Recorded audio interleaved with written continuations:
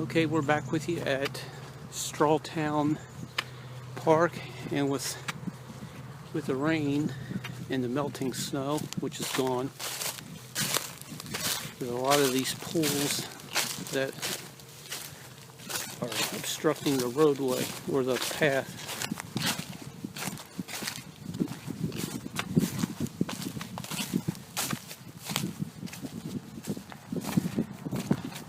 The map says that there is a airfield to my right, which will be north, so I'm headed west. And having taken flying lessons a few years ago, this is going to be interesting to see what condition this airfield's in. I didn't know it was up here.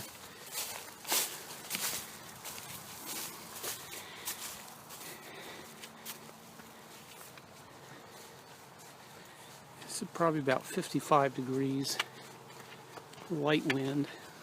It's real nice. This is a crushed limestone path.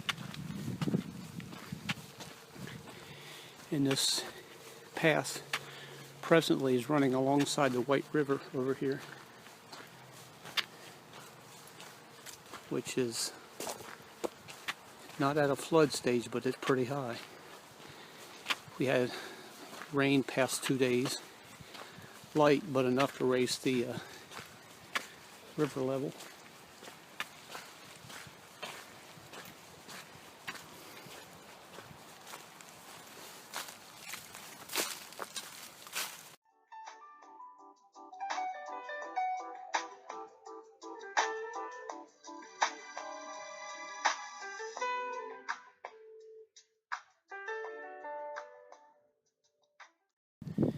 Hey, check out this walking stick that I have. I'll show it to you in a minute.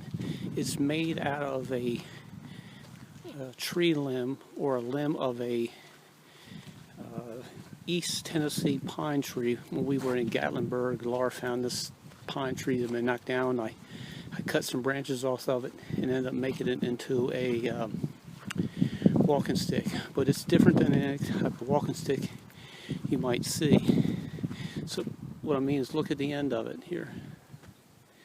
I've got a screw at the end of it as a point, and then I drill holes through it and put wire coat hangers through it and then cut them off. Yeah, they don't feel good on your ankles either. The whole ticket behind that is if I had to use it for a defensive weapon, it's going to be a serious deterrent if someone gets hit upon their body somewhere with the ends of those wire coat hangers.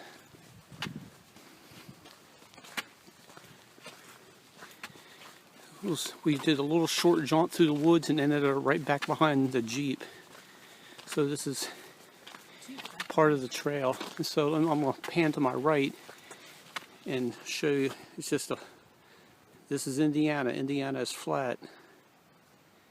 So somewhere out there along that tree line, there's an airfield somewhere.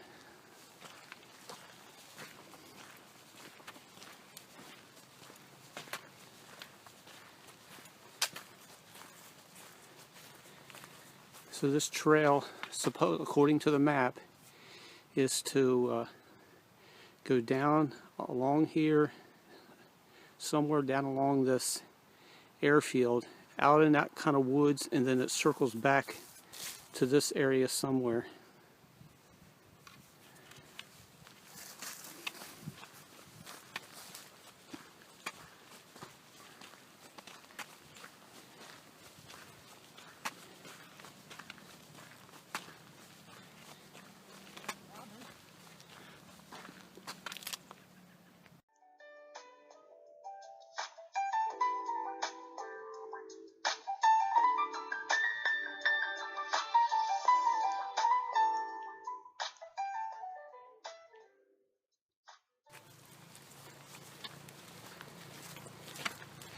watch other YouTube channels, and the people taking the videos normally engage the listeners and viewers in some just normal kitchen conversations. And so I've got some, for those of you who will end up viewing this video, I got some questions for you. It's a question I use questions I use as an icebreaker when I've met someone for the first time and get comfortable around them, or I've been around them for a while and not had opportunity to speak to them at length.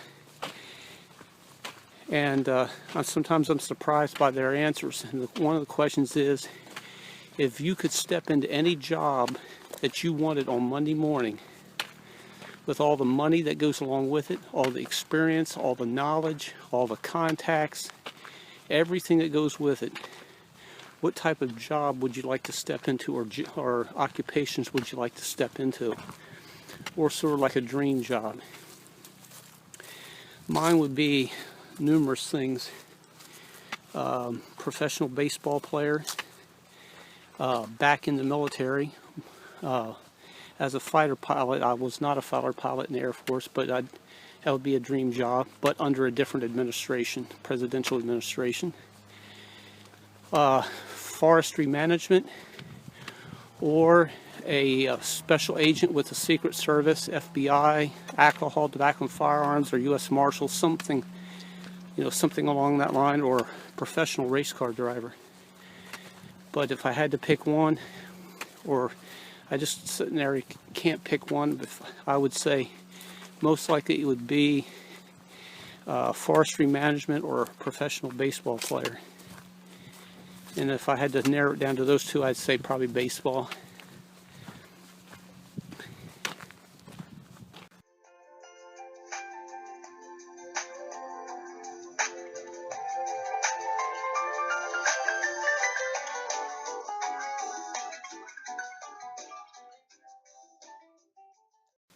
The next question I usually ask people is, what's on your bucket list to do? What is something exciting that you would really, really like to do? Just respond down in the comment section with your answers. I'd be interested to see what people would say. I like to hear what people think. Mine would probably be, I want to ride in the back seat of an F-18 with the Blue Angels during an entire aerial demonstration show. Another thing I'd like to do is ride in a passenger seat through an entire NASCAR race with one of the drivers. Maybe at Talladega or Daytona, somewhere where you get the high speeds.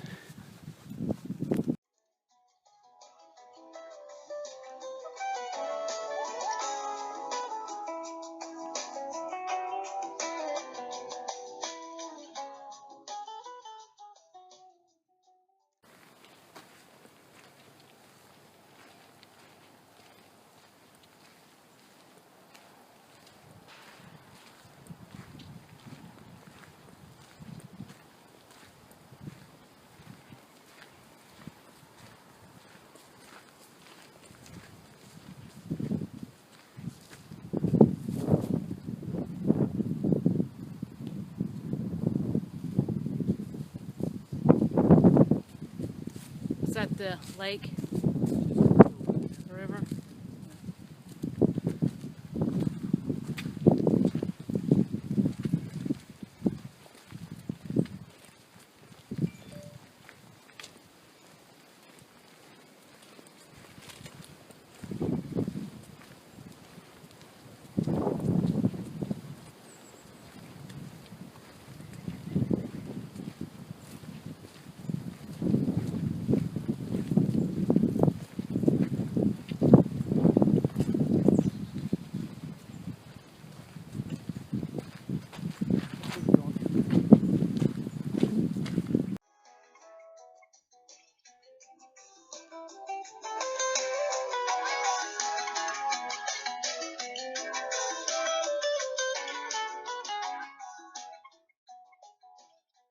Okay guys, we're done the hike, and this is what my boots look like afterwards.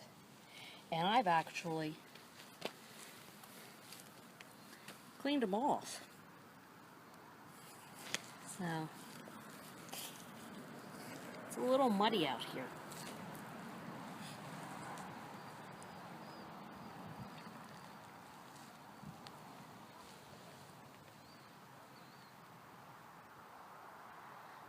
Do you like the park?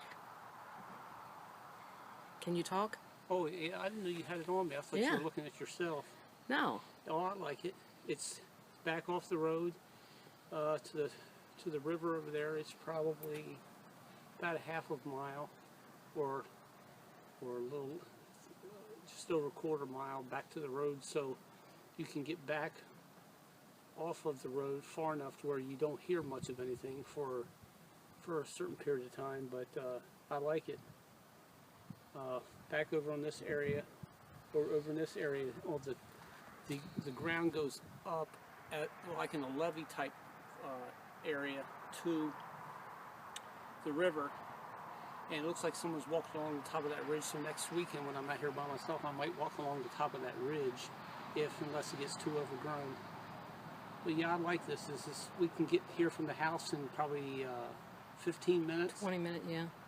And it's got some length to it, 3.83 miles. The one across the street is like 2 something.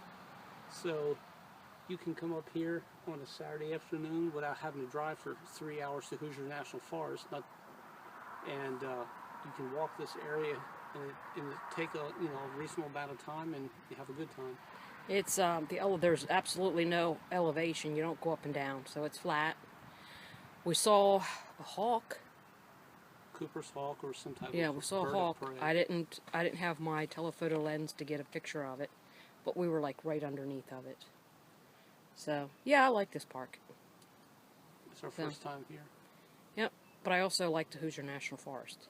Yes, I like that because we're going to better. find, as the weather gets warmer, there's going to be more people out here. Right. Versus Hoosier National Forest, you could get out there, hike. You might have quite a few folks out there, but because of the geographical area that it takes up, they're going to be very spread out, so you're not going to be inundated with people. Well, this here's got a porta potty. There's a nature trail here somewhere, a nature center. I haven't seen it yet.